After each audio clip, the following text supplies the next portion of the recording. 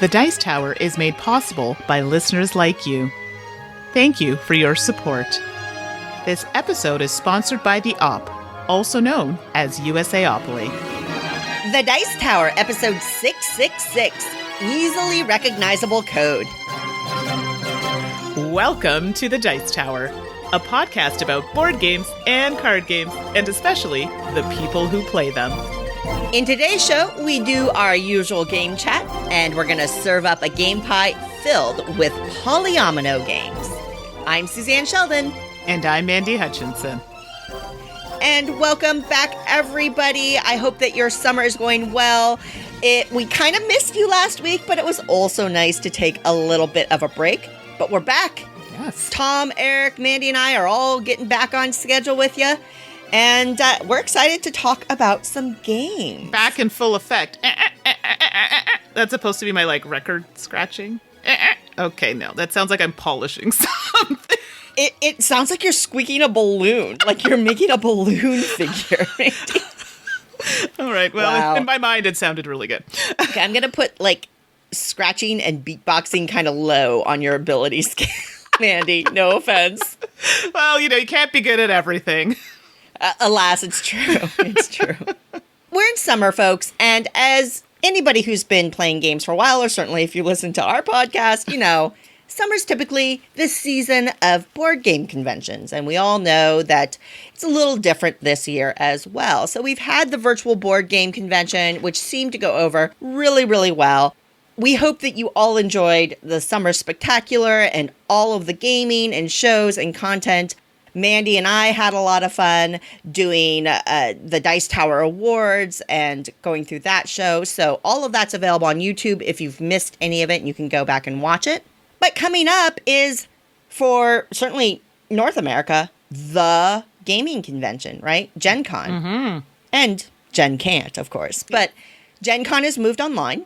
And now, Mandy, I know that you're partnering with a couple of publishers to help create content and do stuff for Gen Con Online, right? Yeah, so Gen Con Online, well, I'm doing some things with Pandasaurus, but that's going to be some pre-recorded material, so look out for that. And Renegade Game Studios. So I helped with RenCon. They've asked me back to help with some panels and potentially join some games during Gen Con. That is excellent. And I know that you and I have some plans for Gen Can't. Now, Gen Can't is something that's existed for 7 years, and it was just kind of a response to Gen Con. Gen Can't is this little quote-unquote virtual convention. It's always been online only, where it was really about bringing some of the fun and excitement of Gen Con to everybody that couldn't attend. Now, this year, obviously, nobody's going to physical Gen Con, but Gen Can't trucks along anyway, and there's a focus on interactive gaming, so there'll be big public plays of Welcome To and Floor Plan and Karuba that anybody can jump in and play along with, so that'll be a lot of fun. And Mandy, you and I are planning on doing something a little different together. Yes, it's exciting. We are going to live stream a play of an exit game. Obviously spoilers are going to happen and things like that, but we want to play with you. Now, it's just going to be Mandy and I. We each have a copy of the game. We're going to have our webcams up and show off the game as we play. And we want people who are watching with us to help us solve the puzzles. Absolutely. When that comes up, jump into the chat, help us solve all the mysteries of an exit game from Cosmos that we'll be playing, and I'm really, really excited for that, Mandy. Oh, me too. I need as much help as possible, so lots of clues are requested. Please, join us. And Mandy, you and I are getting to play. It's kind of funny because the pandemic certainly stimulated us to play more games together virtually, which we should have been doing long ago. That's very true. So you and I got to play Tekenu yesterday. Oh, yes, and I have to not give away too much here, but it's crunchy. It's heavy. That's all I'm gonna say. My voice might give away too much. I just got to play it again before I give any opinions. Sure. We only played it once, but it's on via a virtual platform, a digital platform. And again, we're seeing ways that games are adapting to the current world situation. And I think it's really, really exciting. Mandy, I see this note here, and you played this game without me, so I'm grumpy at you. Yeah, so, okay, Kickstarter, yes, I'm trying to stay off of Kickstarter. Well, not successfully. Okay. Listen, I'm laughing at myself because that statement is just so ridiculous that I've just said. But Role Player Adventures has come up many times. I've hearted it, so it's a little favorite on my list, and they have it on Tabletopia. So we were able to get a group together to play it. We haven't finished yet, but we've gone through most of it. We're going to pick up again next week, but so far I like what I'm seeing. I like that there's multiple scenarios. I think they give you, I think it's 12 scenarios if you actually buy the actual game. And I'm actually got to say, I'm really excited. And you can integrate your characters from your current role player if you own it. I mean, anything that uses games that I already have and makes it more interesting. I mean, that's really great for variability. I'm so excited. So far, Role Player Adventures, I will have to teach it to you, Suzanne, or we got to play together. Yeah. So hello. good. So good. I'm How really dare enjoying you it. play a game without me. Sorry. But we have been playing some games together, and I know I'm going to chat about a few of them today. And you've got a couple games I haven't played. Oh. And I want to hear about them. This episode is brought to you by the Op Games, also known as USAopoly. Today's featured game is Hues and Cues. If you're looking for something fun that the whole family can play, but not like any other game on the market, check out Hues and Cues. Hues and Cues is a vibrant game of colorful communication where players are challenged to make connections to colors through 2-word clues. What hue do you think of when we say apple? The closer a player gets to the target hue out of the 480 on the board, the more points they earn. Hues and Cues is available at the op.games or at your favorite game retailer.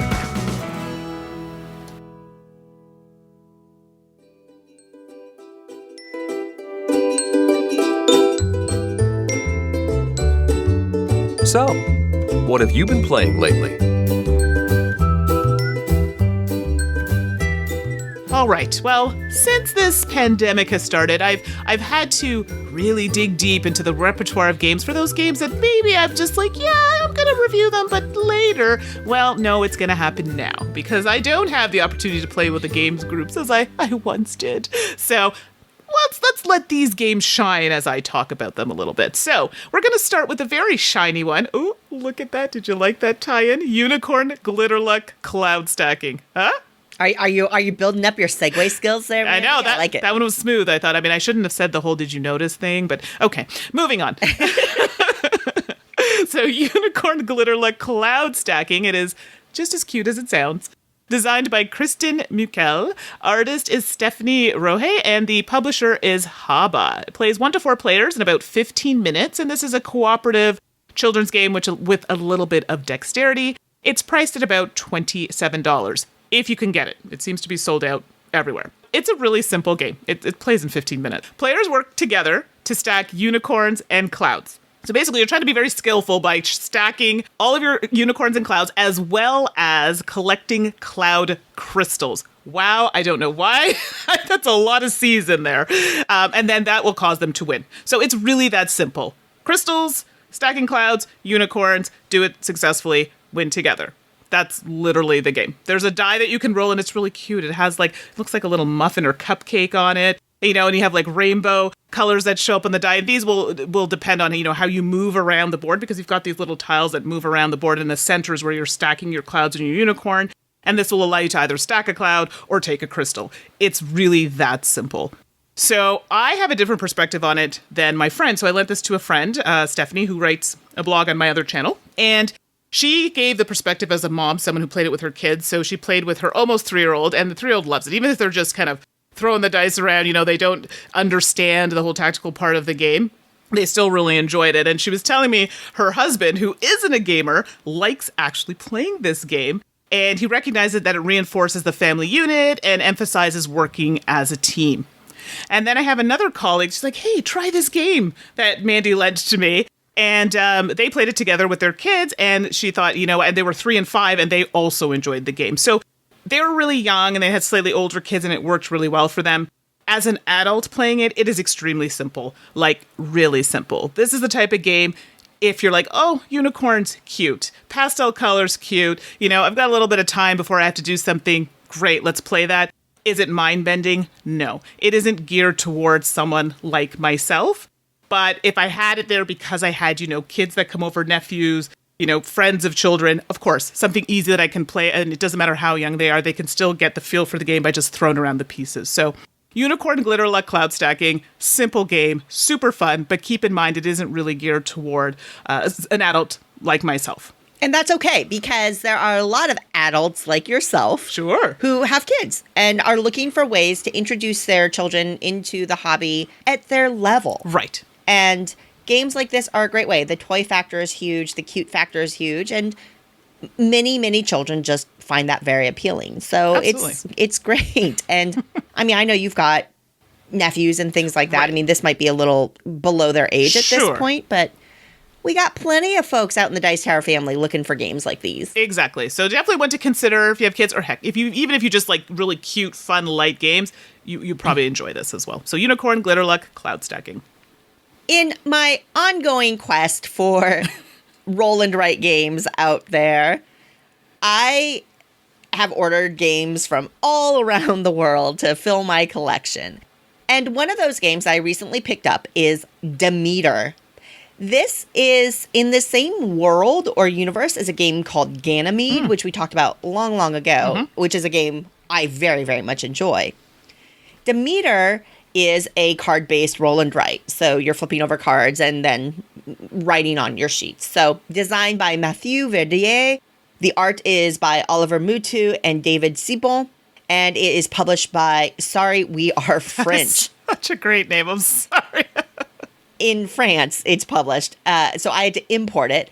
I paid €24 plus shipping. If you're curious, a site that I often use, two sites I often use to import games to North America from Europe are Amazon.de, which is the German version of Amazon. But I also use a site called Philibert.net. And it's Philibert. But, that was very good. thank you. Oh, merci. I found both of those to be really great, reliable sources to receive European games that aren't published in North America. So I paid €24 through Philibert to get this. Demeter. You have discovered the moon of Demeter, and you have realized, dun da da da, there are dinosaurs on Demeter. Wow. What? Space dinosaurs! Ah! Space in a whole new level. I know, right?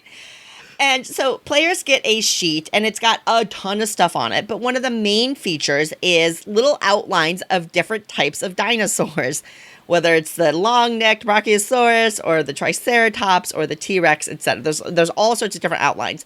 And all these dinos have different icons on them, different claw icons. Then you get a stack of cards, and there are 5 different types of cards. They're in different colors, then they have different iconography on them, like red, blue, yellow, gray, that kind of thing. And what you're going to do is you have 5 little decks of cards, and you're going to flip them over, one from each stack. And then every player gets to choose one of those cards to use as their action. Players can choose freely. This is multiplayer solitaire for the most part. And if you have 100 people around, you can play with 100 people. It's that type of game.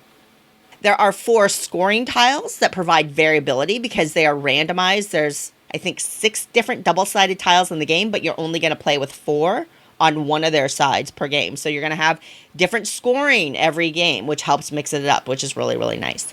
So you're going to flip over those cards, and you're going to choose one to write with. So you are going to do whatever's on the card. So maybe it says color in a blue claw and color in an outpost.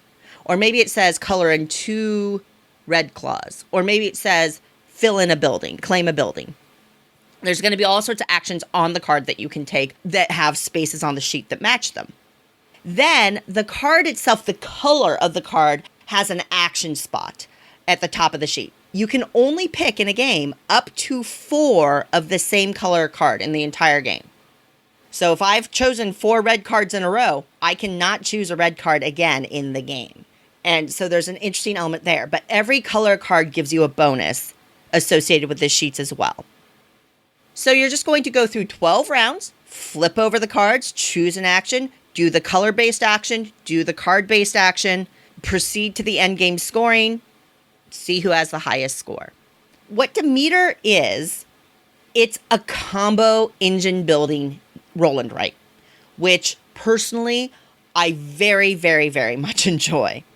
And it is full of hard choices. You are only going to get to use 12 cards in the entire game. That feels very, very tight because of all the things on the sheet you get to choose from. There are buildings. If you unlock the building, you get a permanent extra ability in the game. That sounds nice. There are scientists, little meeples that you can color in the different zones for dinosaurs. Well, if you color in all the scientists in one area, you get points. Ooh, there are outposts. If you color in dinosaurs and the outposts associated with those dinosaurs, your dinos are going to score points. Ooh, that's nice too. And then there are those scoring tiles, A, B, C, and D. And this is a really tricksy, interesting part of the game. You have to unlock your ability to score one of these tiles. So what's going to happen is that there's a research track, and that's one of the actions you can choose on a card, and you can color up this research track, and there's some pathing in it. And if you reach, say, the section for scoring card A, great. At the end of the game, you will be able to score whatever's on that scoring tile A. But you won't score B, C, or D unless you unlock them. Meanwhile, down below, there are some dinosaurs that if you fully color in a dinosaur, you can discover some scoring down there too. So if you want to score tile D, you got to go into the dino zone and color in those dinos and research and unlock the scoring down there. Forcing you to choose what you score is really, really interesting, and it's very, very challenging. And roll and write games, I often prefer and really enjoy simple ones. I think that's one of the nice things about the platform.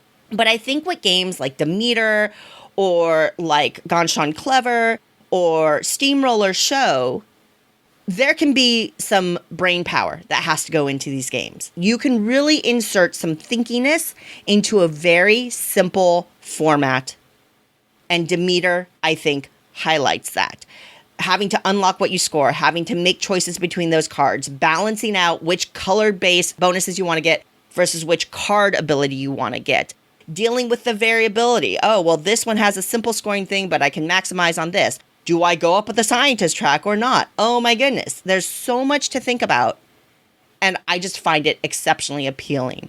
Moreover, it's fine solitaire. I've played it solitaire, but I've also played it with friends online. And Mandy, you and I and our friend Ashley got to play this, right? Oh, yeah. No, it was, I mean, I don't want to spoil anything, but it was great. Well, I think that kind of spoiled it, but okay. Okay, sorry. I agree. I very much enjoyed Demeter. It's funny. I went through the first couple of games of it. I was like, oh, my brain's hurting. What's going on? And then now that I've kind of gotten into it a little bit more, I appreciate the system more after I've had a chance to explore it more. Absolutely. And I think it's a very, very clever entry. Now, I will say it's currently not available in North America. In the past, Ganymede was brought over to a wider distribution network through Lucky Duck Games. But with the pandemic and things like that, I'm not sure what's going to happen there. So I'm sorry if I got you really excited about Demeter because it is a little harder to find depending on where you live. But I think it's worth a look. And you never know, you might want to pay attention to Gen Can't because if you're interested in trying it, there might be an opportunity to do so with some people in a few weeks. So take that with a grain of salt. That's awesome. But Demeter, an excellent entry into the slightly thinkier roll and write category.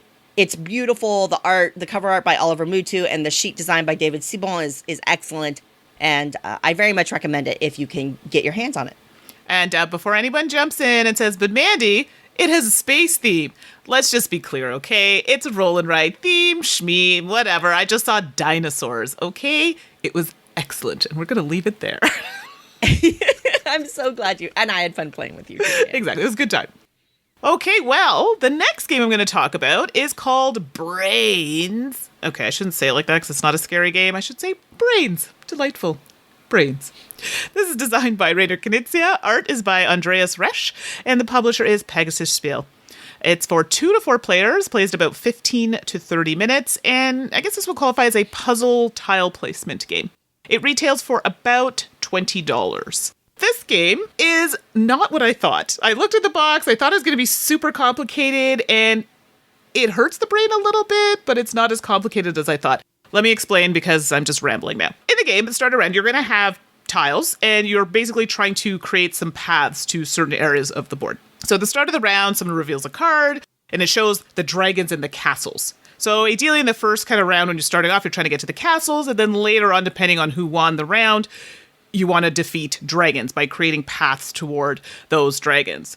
Now, it is a race. Yes, I know. It doesn't sound like it at first, but you're trying to be the first to place your tiles so that your knight travels to all of the castles. So you have castles in various areas on the board, and you are trying to take your tiles as fast as you can before the other players to get to those castles. So whoever, does that is going to win the round. And then the player that has won the round is going to fight dragons in each subsequent round, basically by visiting all the castles. You'll be able to do that. So the rule is you have to defeat as many dragons as you have medals. Okay, and then whoever wins the 3 rounds or 3 medals first wins the game.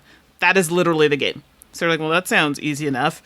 Yes and no. The whole real-time element does, make that a little bit harder because now you have to think quickly because somebody else is wanting to get there first. And, you have that puzzle-solving aspect. Normally, real-time mixed with puzzle-solving does not work well for me. My brain just doesn't function with that time restraint. But I liked it here. I didn't feel like I was being, quote-unquote, attacked in any way or, I'm never going to win this game. I felt comfortable enough that it was like, oh, shucks, I didn't get that puzzle. Okay, I want to try it again. So I did actually like the element in that. It's not super deep, but it's enough to maintain interest. The puzzles start off fairly simple, I guess you could say in the beginning, and then they progress in, and I'm putting air quotes here, in difficulty as you progress, because it's not super hard, but some of them do require a bit of thinking. There are some where you could spend a lot of time and still don't figure it out. And you're like, oh, I need to try and get this, but there's no answer key, if you will. If you don't get it, you're just going to have to try playing it again until you get it right, or somebody else gets it right to figure it out. Does that make sense what I'm saying? Yeah. So yeah. It's one of those games where if you do get to a puzzle and you can't figure it out, there's nothing to tell you, like, let's go look in the back of the book and this is how you do it. It's a game that is encouraging you to do so. Some people may like that, some people may not. They might want to have that answer. So overall, Brains, it's not what I initially thought. I actually thought it was going to be a little bit more complex just looking at it, but it is kind of geared toward a family type game. So it is simple enough that you can play it as a family, but then it does progress to more difficult types puzzles. So it does kind of work the brain a little bit for some people who want that extra, zhuzh in their game. So Brains for me, it was good. I enjoyed it. It's definitely one that I've played at lunch. And it went over quite well. So Brains is one I would definitely give a shot, especially now being potentially at home with families. This might be one you may enjoy. I like these little kind of pathing puzzle games. Yeah. What I will say is that there's a Japanese garden edition of Brains as well. I didn't know that. And there is an app version of it on Android. There used to be an app version on iOS as well, but it's disappeared, which sometimes unfortunately happens. Like apps that are published just go into the ether and no longer get supported. I'm not sure why it existed on iOS and then disappeared and now is on Android. But hey, if Brains sounded good, I believe it's the same basic construct, just a different theme and things like that. The Reiner Knizia's Brains Garden Edition is available on Android. I had no idea. Like, I mean, I'm trying to, make my app selections, on my phone a little bit more robust. So I will have to add that. Thanks for that. Look at that. I'm learning and putting things to buy on my list just by listening to our own podcast. Ta-da! It's magic. Up next for me is a game called Porto. This is published by Meebo Games, and the designer is Orlando Sa, and the art is by Luis Levy Lima, and it retails for €35 in Europe.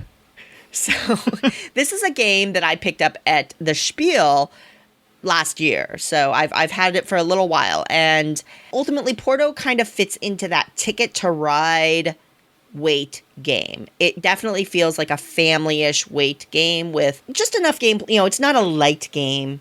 It's a little more than a filler, but it's not complex by any means. In Porto, you are working to build buildings in the city of Porto, which apparently is well known for its very colorful houses. Accordingly, you have this board, and there are spaces for you to build houses out of these floor tiles, and they're all very, very colorful, turquoise and reds and yellows and very bright. It's a very colorful game. And there is a few different decks of cards, but primarily on your turn, what you're going to be doing is one of two actions. You can draw cards, or you can build buildings. You can work on these buildings. If you draw cards, Each card has a value of 1, 2, or 3, and there's different colors that match the tile colors. You can draw up to 3 points worth of cards from the tableau that are face up. So if you take a 3 card, that's the only card you're going to take. But if you take 3 1s, you get 3 cards in a single turn. And that's kind of an interesting little thing.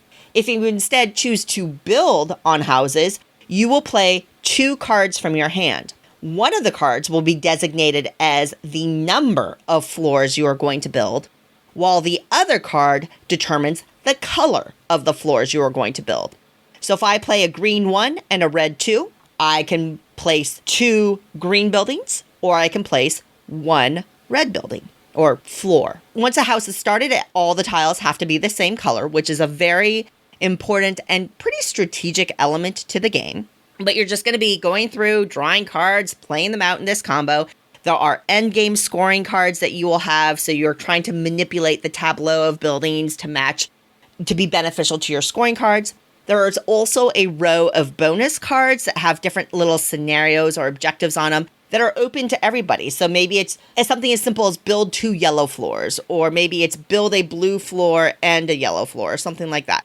And as soon as that's achieved, it's drawn down, you get those points and a new one's put out. So that's another way that you're going to be scoring points. After a certain number of houses built, it's the end of the game, and then you're going to be scoring everything based on your cards and the tiles that you've built up over the game. One of the other interesting things about the game is the way that it scores. It kind of has a Quirkle-like scoring system, or now a more modern edition would be an Azul-like scoring system. As you're placing those building tiles in the house, as it's going up in a single column rising up, you'll score points for every tile that you place. You will also score points if the tiles you put down have other house tiles adjacent to them when you place them. So you'll score some bonus points there. So that's another thing that you're manipulating in order to score points. Overall, it's fairly quick. You're going to play it in under an hour. It's definitely, again, it's in that lighter family weight, ticket to ride weight game in terms of complexity, time investment, depth, that kind of thing. The board art is, I think, super cool. I think that the visual elements represent things that Porto is kind of well known for. There's like a big plate of food, and it's the city background, and there's like a big dragon and all this other stuff. It's really wild. It's really intricate. It's kind of got this cartoony line art style that feels like I would see it in like a Mad magazine. And I mean that as a compliment. It just has this retro, intricate vibe, illustrative vibe to it that I personally enjoy. Honestly, the gameplay itself, I think is fine. I enjoyed it. I really did. There's some other details with like bonus tiles that move from floor to roof and all this other stuff. What I will say is, maybe it's just my edition, but I don't think so. The card quality in this game is abysmal. Oh. I was so... They feel weird in my hands. They feel flimsy. They stick together. Ooh. So as you're trying to like peel them off and lay them out in tableaus, it's fussy. Yeah. Just because I'm not able to like fan them out.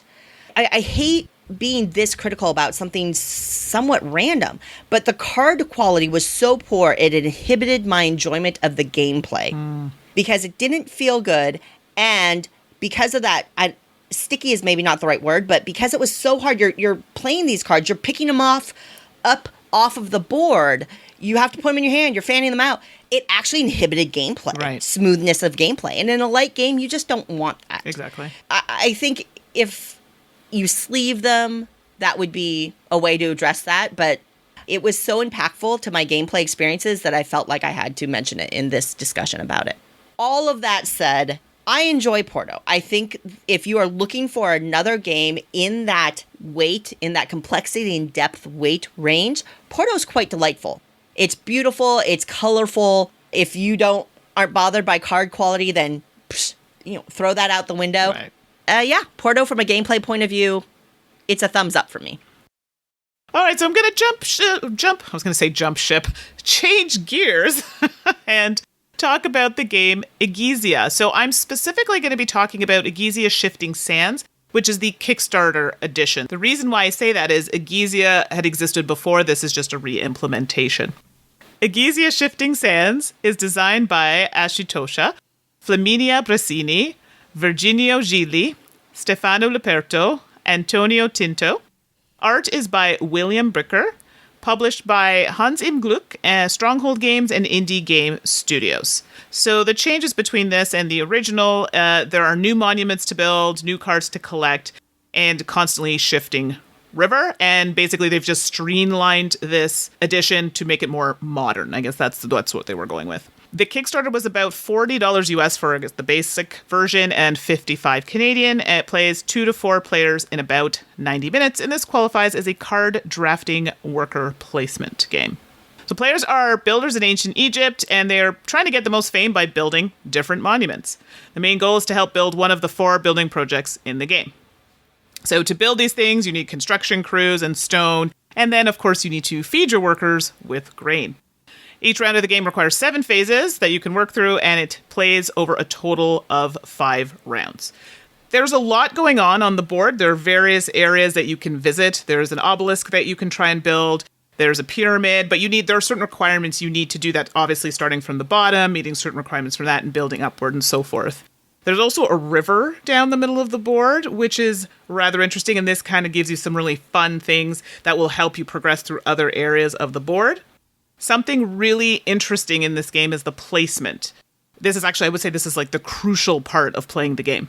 Once a players fill up certain areas of the board, you can go there, but you can kind of go there as an action. If someone decided they can't complete it or it's not going to happen, then you can go there and maybe get to take that action. So if you see a spot, you can't hesitate. You need to take it or someone else is going to take it and then, oops, sorry, you're out of luck. So that's where it's not mean necessarily. You just have to be, eye on the prize and really get there first. So you really want to get to those locations before someone snap it up. Some of the locations, the build locations I was talking about, like the pyramid and the obelisk, those are areas I found that generate a lot of points. So those are ones you don't want to ignore. A lot of people I find really start to focus on different parts of the boards and ignore sometimes the pyramid or the obelisk. And those are places that generate a ton of points later in the end of the game. Feeding construction crews. Oh dear, this was something I had a problem with. You need sufficient grain to do so. And obviously, not having that is going to cause problems for you later in the game. So this is something else you have to balance. Not only building things, working on that river they're going to get you some more points or bonuses, but also making sure you're producing enough grain in order to feed your workers. So these are all sorts of things that you have to balance within the game. There are other things, producing stone and other actions you can take in the game. There are cards that you can use. There's a ton happening in this game. These are just a few of the things that that I wanted to focus on. Something else to note, there are some cooperative aspects of the game. So there's a cooperation bonus for building. So players that helped build Egypt's legacy, you can get even more points. So this is one of those games where sometimes you do have to work together in order to potentially get some points. So trying to finish a structure and then, great, we can share some points. Obviously, not trying to push someone in one direction to get all of the points, work together, and then back to working on your own. So that's something else that you would want to consider. This game, I had played the original version, and then I had played the newer version. So I think the art was the biggest thing I noticed that they changed. There was a lot of bright oranges, I believe, and blues in the original version. This is a softer version on the cover. There are more beiges and lighter blue, so a softer tone. And it's meant to make it more modern. I'm going to be honest, the one thing that we all noticed, we said the game felt old.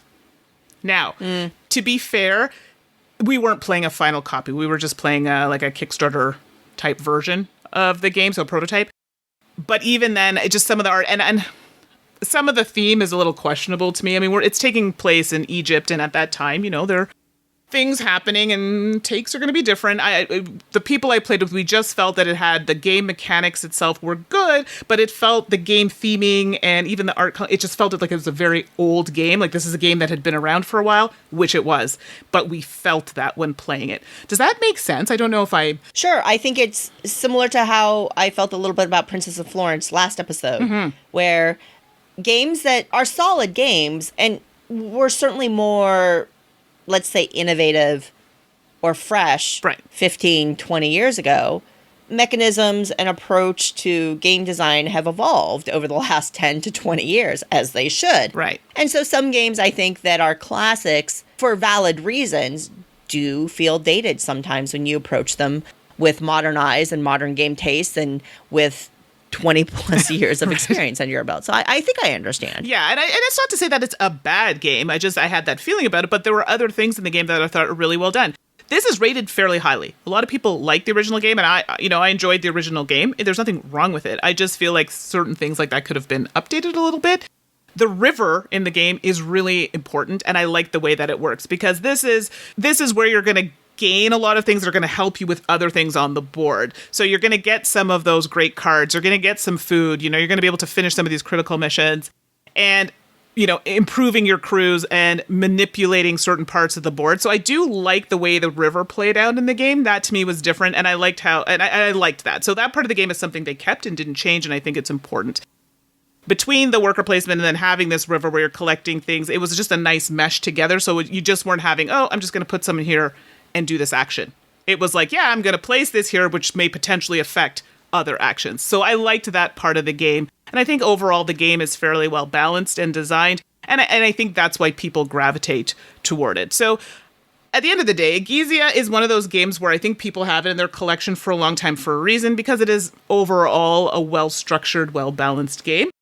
I just wish it had a little bit of a facelift that would bring it kind of into modern times, so to speak. So Egizia, Shifting Sands for me it's a like, but I do feel that they could have taken it a step further.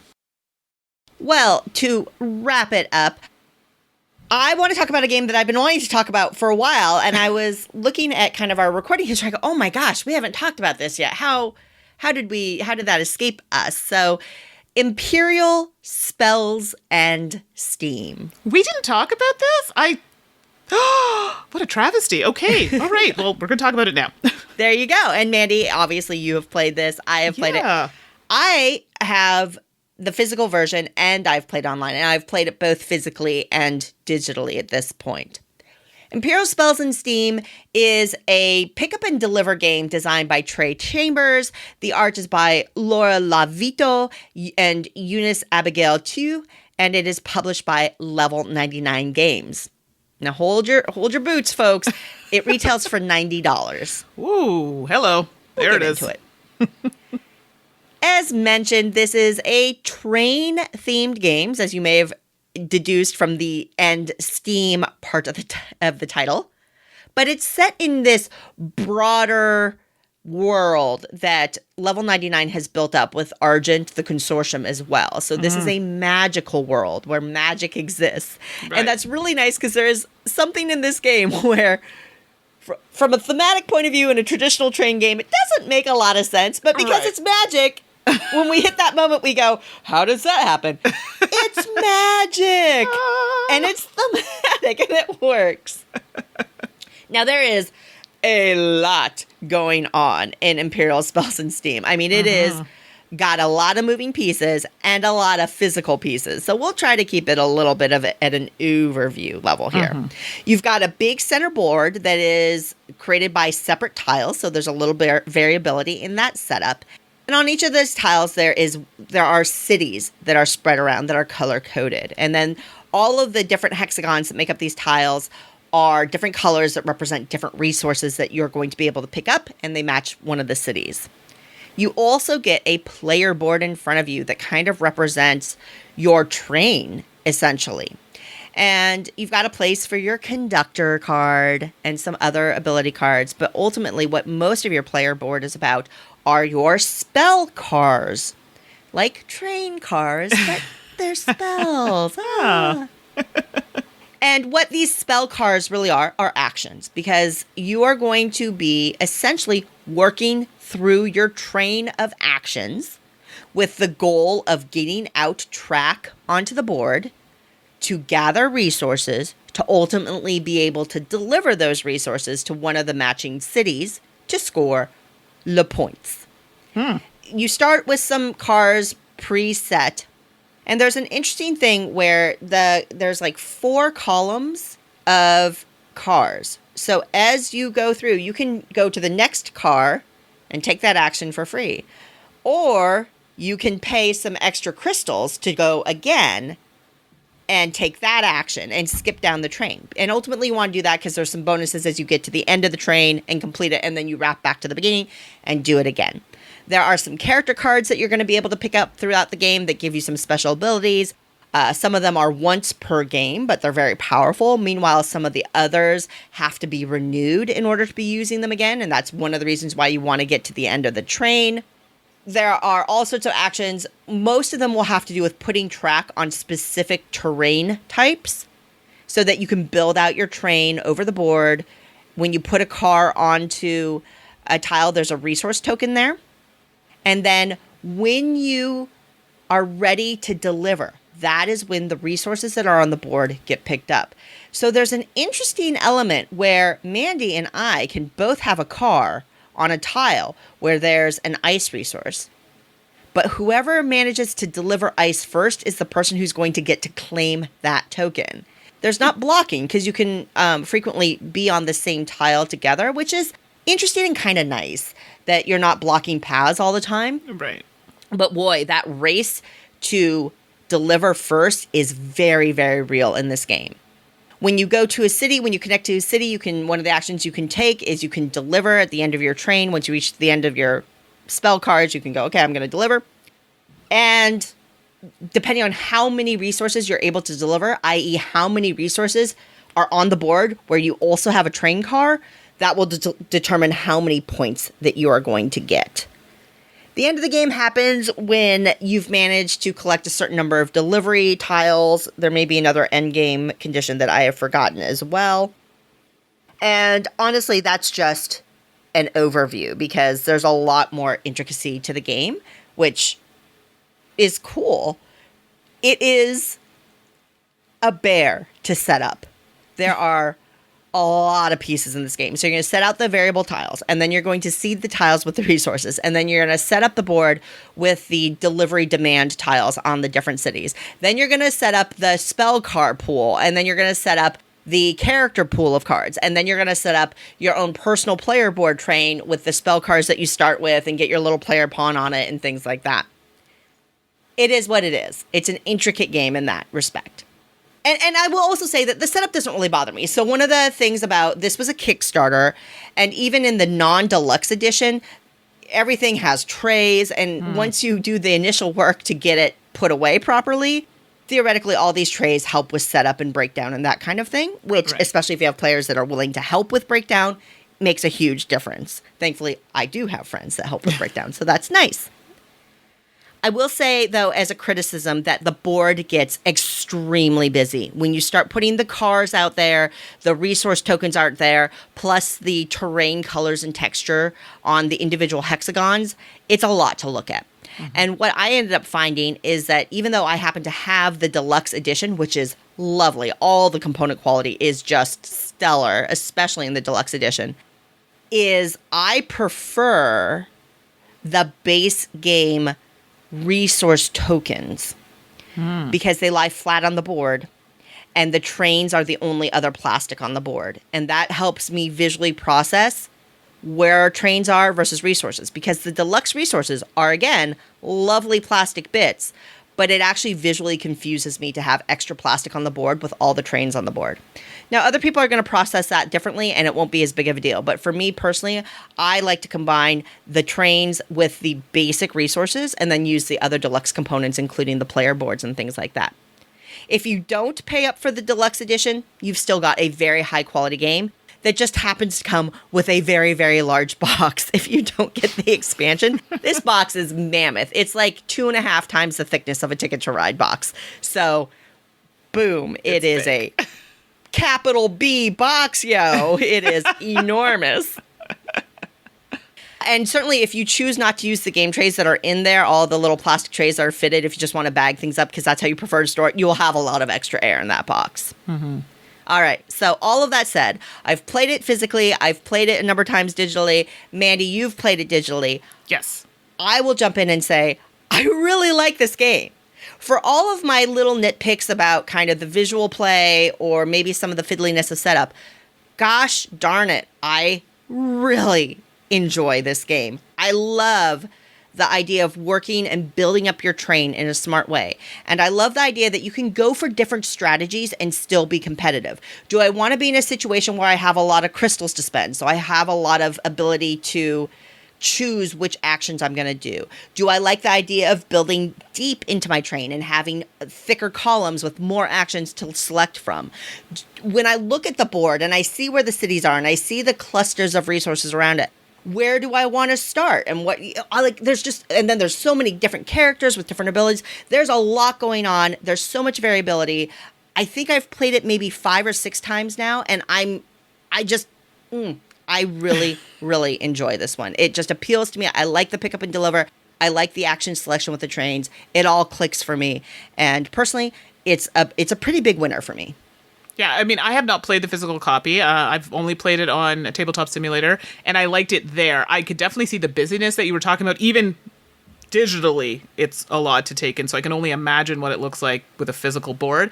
However, I really enjoyed this game. I mean, to be fair, Trey Chambers has done games I've liked before, one of them being Argent Consortium. That's one of my favorites. And so I had high expectations going in, and it didn't disappoint. So for me, Imperial was a very good game, and I've played it quite a few times online. So if you are at least wanting to try it, it is actually not one where it's frustrating to play. It is pretty straightforward online, so I definitely recommend giving it a try.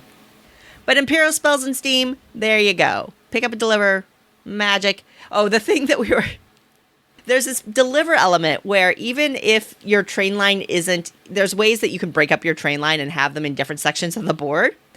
And when you get to deliver, you can deliver resources from any one of those trains, even if it's not technically connected. And it's like, well, logically, that actually doesn't make sense for traditional pick up and deliver. But in Imperial, it's magic! Exactly. That took some time to wrap my head around a little bit. I'm like, but it's not connected. It doesn't need to be connected, Mandy. It is magic. Okay, I got to get over that. Magic. Order up! And now, it's time to order up a slice of game pie. It's game pie time, game pie. Now, I have to admit, this Polyomino Games pie was inspired by John from John Gets Games because he recently did a favorite Polyomino game episode. And I saw that and thought, oh, how can we not talk about Polyomino games? Yeah. Because I love polyominoes. I think for me, Mandy, it goes back to Tetris. Oh, yeah. I got the original Game Boy. Mm-hmm. And I was so cool back in the day because I had a Game Boy and I played so much Tetris. I can't even tell you. And this was before mobile devices or electronic devices were really a problem at schools. So there was no policies. So I had my Game Boy at school and I was sneaking games all the time. But ever since Tetris, I just love polyominoes. Right. And with more and more games kind of recognizing that or leveraging them as a great game mechanism, I think it's a great time to kind of recognize them as a body of work. Now, that said, when we were coordinating this segment, you got in there first, Mandy. I did. And I saw your list and went, uh-oh. We have a lot of overlap. Oops. Sorry. So I went a slightly different direction for mine, which will shock nobody who is a longtime listener to this podcast. So we'll see if y'all pick up on the theme of my polyomino entries. But Mandy, you have great taste in games, and I think this game pie just proves it. You're up first. All right. But before I jump in, I have to say, coming back to your Tetris there, okay, am I the only one who has a favorite Tetris piece? No. I am throwing that question out there because I felt like such a weirdo. I'm like, I hope I get more of this piece. It's my favorite. Well, Mandy, did you know that the Tetris pieces are actually named? No, I had no idea. Really? Yes. Oh, wow. They actually have names. So there's the orange Ricky, which is the L shape. The L, yeah. The blue Ricky. Yeah, which is don't tell me. It's this shape. No, it's the other L, right? It's the orange Ricky or the blue Ricky. So okay, those are the two L's. The Cleveland Z and the Rhode Island Z, which are the Z shapes. Smash Boy, which is the square. The 2x2 is called Smash Boy. That is so weird. That's funny. Hero is the 4 in a row, the 1x4. Yep. So Hero, right? The one that you drop down. Yeah. Of course, you call that piece Hero. Of course. But Smash Boy is a close runner-up for favorite piece. But for me, the T-shaped piece. T is... Do you know what its name is, Mandy? T-boy? It's called Teewee. Teewee. The This makes me so happy that I brought this up because I had no idea. And now I want to know Right? what your favorite piece is, and you gotta name it. Orange Ricky, Blue Ricky, Right. Cleveland Z, Rhode Island Z, Hero, Tiwi, or Smash Boy. Let's see, because I know, man, I agree with you. I think people do have favorite pieces. Telling and you. now we can name them by name. I do have to say the tea is good, but I do like is it Orange Ricky? That is actually probably also one of my favorites. Yeah, I like. Hero's up there, of course, but Hero's an obvious choice, so I can't pick that one. Anyway, I digress. I'm off on Tetris pieces, and it just threw me for a loop, but I had to say that because I can't be the only one. Moving on, let us talk about board games again. On my list, the first one I have, and again, in no particular order, if you're chiming in for the first time, Patchwork. Yeah! So Patchwork is an Uwe Rosenberg game, which I have played a lot. I play this game with Mumsy quite a bit, so it's a game that my mom really enjoys, and she likes because she's like, ha-ha, I win again. I think that's the only reason why she likes it, but the whole, making a quilt with the polyomino pieces, I think it's so adorable, and it's easy to pick up, easy to play, but you can still have fun every time you play it. So Patchwork for me, whoop, whoop, it is amazing. Absolutely, Patchwork would be on my list. It's just such a great game. I love it in app form. I love it in physical form. And my only wish with Patchwork was that it played more than two people. I know. It's the two. Then that's important that I didn't say that. But yes, it is only a 2-player game. But I think it's so tightly, finely balanced with how it works that you couldn't just upscale it. That's where Nova Luna comes in, right? And it's not a polyomino game, but Nova Luna is the game that gives me that feel. Oh, yeah, that's a whole other list we're going to get to. It's so good. Oh, and did I forget Patchwork? I went out and bought the actual buttons. Well, I sew, so I had a few lying around, and then I kind of combined. So, yes, if you play Patchwork, have the physical game, get the buttons. I love it. Upgrade. Thematically, I'm going to say, for my slice of pie, Patchwork Doodle. Patchwork Doodle. Now, obviously, there was a huge influx of roll and write games into the market. And let's be honest, some are better than others, and that's fine. Patchwork Doodle is one of the games that came out that leveraged an existing property to try to leverage popularity into the other form. Second Chance is another one, right? And I will say for me, Patchwork Doodle is the one that I prefer. I really like, what I like about Patchwork Doodle, right? This is essentially a quote-unquote roll and write version of Patchwork. What I really like is that it captures the feel of Patchwork with the ring of cards that you're going through, with the way that the piece is marking off which cards you have access to. Ultimately, that's one of the things I really like about Patchwork Doodles. It captures that essence, I think, of the game that it is named after. And it's very simple to teach. If you have some colored pencils or pens at the table with you, you can get really creative in how you shade in your sheet. And it is a quick play that still allows you to do some thinking and planning ahead. So Patchwork Doodle is my slice of game pie. I can't believe I don't have this one yet. I really need to smarten up and get this one. I've been eyeballing it. I just need to get it. So now you've convinced me. Oh, it sounds tasty. All right. Well, for my next delicious treat on the list, well, this is a slight cheat, but I don't care. If you can't have pie and cheat a little, then what's the point? Feast for Odin. So you're like, what? Feast for Odin? That's a weight swing, hey? Right? Going from Patchwork to there. This one it is not solely a polyomino type game. It's a component. It's an element that is part of the game, and that happens so it's a worker placement game. Let's start off for that for those who don't know. And it, oddly enough, is another Uwe Rosenberg game. It seems like I have a theme going on here. But this is one of my favorites. And it is on the heavier side, but one of the aspects of this game, with the polyomino specifically, is that all of the resources and animals are represented by tiles, and they are various sizes that are used to cover spaces on grids of player boards. And you want to position them properly in order to basically stay away from those negative points, increase your income, and generate resources. So it does play a big role in the game, even though it is not like the star thing of the game, but it is definitely important. So that aspect of the game is something I really enjoyed in Feast for Odin, and I'm glad they incorporated that into what would normally be just, a regular run-of-the-mill heavy worker placement game. So Feast for Odin for me with that polyomino aspect, beautiful. I liked it a lot. Yeah, another big hit for me as well, and would have made my list as well because for everything that you said. It just adds that extra puzzle layer that I think is delightful. Exactly. So up for me, I'm going to throw in Silver and Gold. Silver and Gold is a card-based roll and write game in which players will collect cards that you get to actually write on with your pen. And each of these cards has a little map of little grids, and there's different icons on it. But ultimately what's going to happen is cards are going to get flipped over that have a polyomino shape on it, and that is the shape that you get to fill in on your individual cards. And so you're getting the polyominoes, you're balancing where you want on the cards, and ultimately you're trying to finish these cards to score points.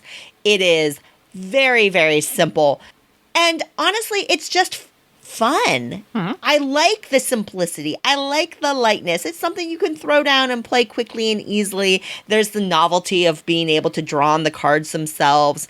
And again, I just love what polyominoes bring to the table in terms of planning and puzzle and spatial orientation and kind of awareness as you're trying to figure out which shape goes where and which shape you need to kind of maximize and things like that. It just clicks all together in a beautiful package in Silver and Gold. Silver and Gold's a good one. I've played that one quite a bit at lunchtime. I was surprised. I saw the outside. I'm like, I don't really know what's going on in this game. And then as soon as I saw that polyomino element, I was like, what? This is great. And the name Silver and Gold really threw me off. It just brought me back to those, Christmas cartoons. Silver and gold. Silver and gold. I honestly thought it had something to do with Christmas, but... Oh my gosh, Mandy, I think... Yes. I just wanted to sing Silver and Gold. Okay, moving on. So the next treat I have on my list is Baron Park. So Baron Park, I don't remember off the top of my head who has designed this one, but it's literally you're designing a bear park. And I think for me, I liked the theme more than anything in this game. Don't get me wrong, it's a really good game. But even the insert for the box feel like it's a polyomino puzzle in itself because you have to put the insert together. Anybody that insert was a bit of a thing. Right? And I think the theme really drew me toward it. I think there is an expansion or a secondary game. I only have the original. I don't know if you own the second. Yeah, I do. It introduces monorails where you literally... It's the wildest thing. You're building all these little columns for this monorail. It's wild. It's adorable. As you say that, all I could think of was The Simpsons. Monorail. Yes, monorail. Absolutely. 100%. I don't know why that's much meant. Anyway, I'm going off the rails here. Get it? Going off the rails. I know.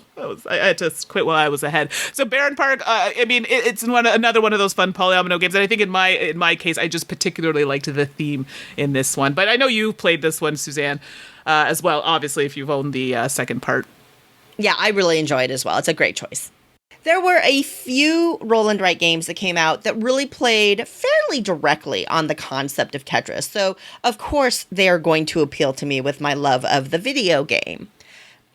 But the one that kind of rose to the top for me is a game called Bloxx, Bloxx. And Mandy, you were with me when I got this game at Essen one year, and it came out of nowhere. I had no idea that this game existed. It wasn't advertised in advance, or it wasn't in any of the previews, but we were at a booth to pick up another game, and I saw this one on the shelf, and €8, boom, popped it in my bag, easy buy. Well, I was so glad I did, and I subsequently ordered more copies of it because I make weird choices sometimes in life because I liked it that much. Bloxx is a very, very simple roll and write game where you have a couple of custom dice with the polyomino shapes on them. Those dice get rolled, the active player picks one, and then the other players can use the available die. And you basically are going to be using these polyomino shapes to fill your sheet from top to bottom, just like you would in a game of Tetris. They can sit on top of each other. They can create unfortunate gaps if you don't place it correctly, that kind of thing. And your sheet's going to fill up from the bottom to top. As you fill in certain rows, you're going to get bonus points, et cetera, et cetera. And it felt thematic to me as you play it. There's this really interesting agony when people roll two dice and you see the one you really want and they take it. Right. And you don't get to, you're like, no, I needed that one. Ah! And it's light. It's light, but it's not brainless. You're definitely thinking, you're definitely optimizing, you're using all of those muscles in your head around spatial planning and things like that. And blocks, it hits a really sweet spot for a polyomino roll and write game, and I absolutely love it. I wish somebody had picked it up and made it more easily available outside of the European market, but it's not an expensive game. I've ordered it from Amazon.de and had it imported, and even then it was like under $20. And I've, definitely gotten my money's worth out of it. Yeah, Blocks is a good one. I've played that one quite a bit. I really liked that one. I can't say I'm particularly great at it. I think I'm all right, but it's definitely one that I like playing with the group of friends that I have because we're all those kind of thinkers. And I don't know, it had that Tetris-y feel to it, so it brought me back to, using a lot of my, what was it called? Orange Ricky? I was able to kind of throw orange. Is it Ricky? Or what are the Tetris? Orange Ricky? Orange Ricky, Orange yeah. Ricky, So yeah. I had a moment there. I was like, let's use the Orange Ricky. Anyway, I'm going to use that from now on. As you should.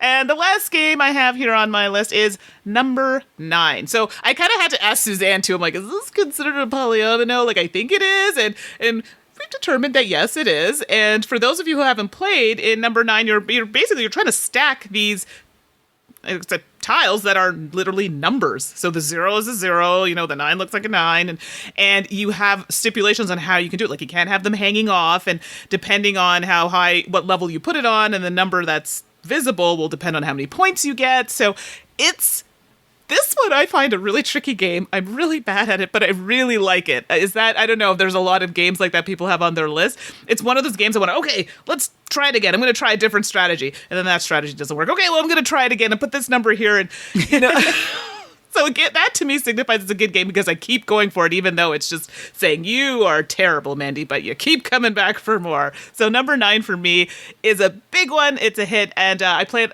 actually with my mom. She also gets frustrated, but we both really like it. So number 9. I will say flat out, number 9 is one of my all-time favorite games. I have 3 copies of it. Oh, wow. Because you can play with more people, right? It's not player limited. It's piece limited. So as many components as you have to fuel players, you can play. And I have played with more than the 4 players that you can play in the base box. And when we've had fewer players, we've doubled it up and played like Mega number 9, where you play with 2 sets. Nice. And hey, y'all, if you have 2 sets and you can play it this way, I highly recommend it. I was shocked at how it changed up the game and created a whole new puzzle for you. So doubling up on a set to play a game is well worth it. I love number 9 so much. The agony of when you flip over that first card and it's a 9. Right. You're like, what am I supposed to do with this? And you're just like, no. Like, on one hand, it makes a great platform, but the other hand, there goes 9 points. Oh my gosh, it's... I haven't played I want to play it right now. Right? Now you're getting me all excited to pull it out again. There was like a little mini expansion or something I bought, I think, at Essen one year. I have not tried it. I don't know if you've played it or not, but now I'm curious to see how it plays out, changes the game play. Yeah, so the expansion is nice. There's essentially 2 mini expansions. One that adds variable player setup. So there's 4 unique shaped pieces that you would hand out. Okay. And then everybody has a slightly different thing to work with at the beginning. And the other expansion is like a very simple piece to help fill in gaps. Yes, I think that's the one I have, the one to help fill in the gaps, yeah.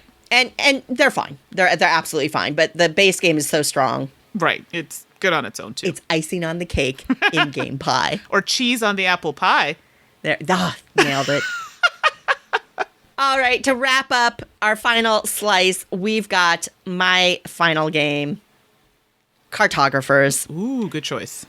And in case you hadn't figured it out, because Mandy and I had so much overlap, my game pie ended up being all about polyomino-based roll and write games. Yeah. Because there are so many good polyomino-based roll and write games, I could actually highlight some. That's how many there are. Go figure. But anyway, Cartographers is not just a great roll and write game. It's not just a great polyomino game. It's just a great game. Cartographers is another roll and write game that really highlights how you can bring some real thinkiness to a very simple format of gameplay. In Cartographers, you each have a sheet of paper that's a grid, of course, and then cards are going to flip up that have different polyomino shapes with different terrain types, and you're going to be filling in your map with the shapes and the terrain to try to match the variable scoring cards. The scoring itself really helps elevate this game because it uses a scoring mechanism that was found also in Isle of Skye, where there's variable scoring cards, and there's 4 of them, and you will score a different pair each round. Everything will score twice, but when they score really, really matters. And so the puzzle is constantly different, and it's fabulous. I can't even tell you how many times I've played cartographers at this point because I stopped counting, essentially. Right. It's that good. I will also point out that on Tabletopia, there is an excellent implementation. So if you're in a situation where you don't have a copy yet because it was out of print a little bit because it just sold so well, or where you want to play with friends that aren't local to you, or where you're being in quarantine and you can't meet up physically, the Tabletopia edition is excellent as well. So Cartographers has to be on my favorite Polyomino games list, 100%. Very good choice. I have to say, I'm a little jealous. That one slipped my mind, but it's excellent. Whatever, you got to do number 9. Don't even with me. You Tiwi. I can't. You Rhode Island.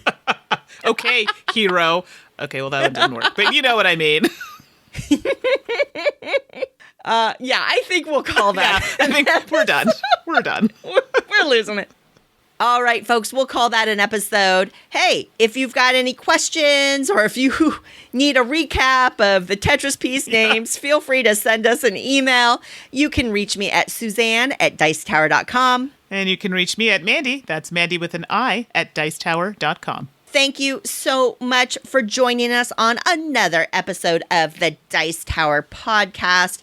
It is a privilege and pleasure to be part of your extended gaming family. And Mandy, it was nice to have a break, like I said, but yeah, it's nice to be back here talking about games. I agree. Absolutely. Next episode is 667, and Tom and Eric will be working on finding their wild side with their favorite fauna games. Ooh. Ooh. Rawr. Until next time, everyone, I'm Suzanne Sheldon. And I'm Mandy Hutchinson. And you've been listening to The Dice Tower. Thanks for listening. Promotional consideration has been provided by game publishers in the form of review copies of games. This podcast is sponsored by listeners like you. Thank you for your continued support. And speaking of support, the Jack Vassal Memorial Fund is an organization dedicated to helping gamers in need. Learn more about the fund's mission and how you can help at jackvassal.org. The Dice Tower is produced by Tom, Suzanne, Mandy, and Eric with assistance from Roy Canaday and Rob Searing. Our theme is composed by Timothy Pinkham and arranged by Matt Bellier. Let us know what you think of the show by posting to the Dice Tower Guild at BoardGameGeek.com, following the Dice Tower on Twitter, or by emailing us at podcast@dicetower.com. And don't forget to visit the other shows in the Dice Tower Network at dicetowernetwork.com. Until next time, from all the gang at the Dice Tower, have fun gaming.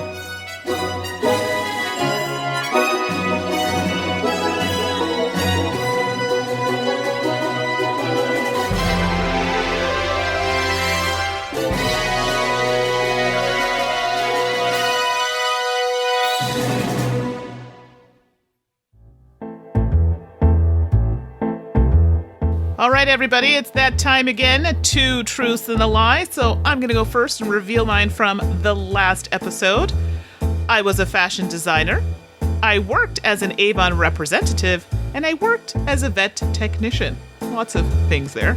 If you said that I was a fashion designer, that is the lie. I know, hard to believe, but no, I am not or never was a fashion designer. What about you, Suze? You could have been, though. Oh, thank you. From last episode, I said I worked for Microsoft Xbox marketing, I worked for Microsoft Windows marketing, and I worked for Microsoft Surface marketing. And And the lie is that I worked for Microsoft Windows. I never did, but I did work with Xbox and with Surface, and they were both really fun products to get to talk about. See, that's a surprise. I would have gone with the Xbox because didn't you just buy a PS4 recently? Hey, shh. Sorry, I shouldn't say that. Okay, so new this episode. Here we go. And let's see how well you can pick it out here. The lie. I collect fans, I collect pins, and I collect stamps. I got a guess on that one. And for me this episode, I said I loved Knight Rider, the show. I loved Battlestar Galactica, the show. We'll say the original one. And I loved Airwolf, the show. Oh, some good ones there. Good luck, everyone.